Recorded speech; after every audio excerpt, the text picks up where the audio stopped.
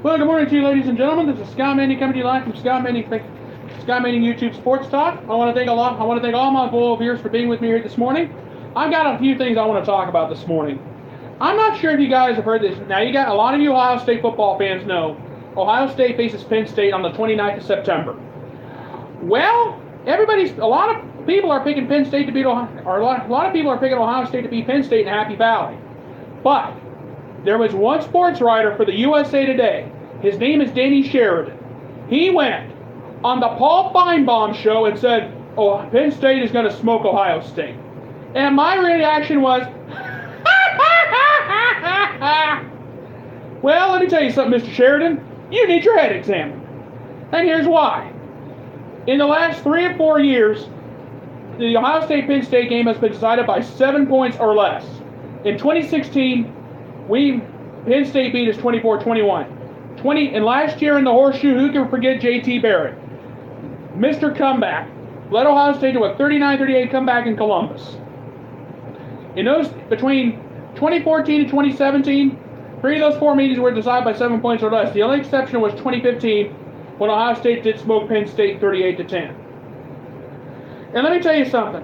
The last time Penn State beat Ohio State by more than 2 scores was in 1994 when a Joe Paterno team led the Joe Paterno Penn State team beat an Ohio State team coached by John Cooper, Mr. 210-1 against Michigan, may I add.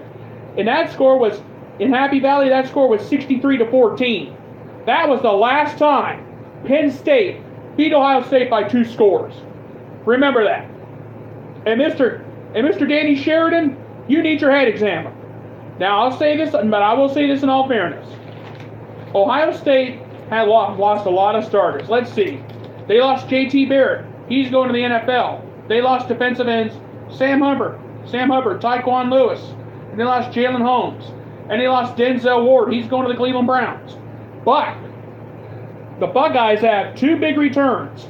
Both the big running backs, J.K. Dobbins and Mike Weber, are returning to Ohio State to finish off their season, for their senior seasons. However, and I think this is where Mr. Danny Sheridan of the USA Today needs his head examined. Penn State lost Saquon Barkley, the Heisman Trophy candidate running back from last year. They lost tight end Mike Gesicki to the pros. They lost wide receiver Deshaun Hamilton. And on top of that, Penn State lost 9 defensive starters from last year. And I'm going to say this. Literally, James Franklin and the defensive coordinators are literally starting over from scratch when it comes to the defensive part of the football. They lost 9 defensive starters from last year, so they're literally starting from scratch. But Urban Meyer's got to fill some gaps. He's got to start a new quarterback. J.T. Barrett, he's gone.